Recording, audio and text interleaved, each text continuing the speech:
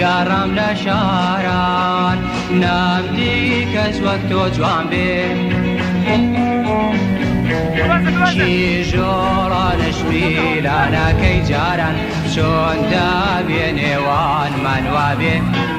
با یادی سەیراونەکەی ناوداران بریندارم بریندارێ کیژۆڵانش میلانەکەی جاران چۆن دابێنێوانمان وابێ با یادی سەیراونەکەی ناوداران بریندارم بریندارێ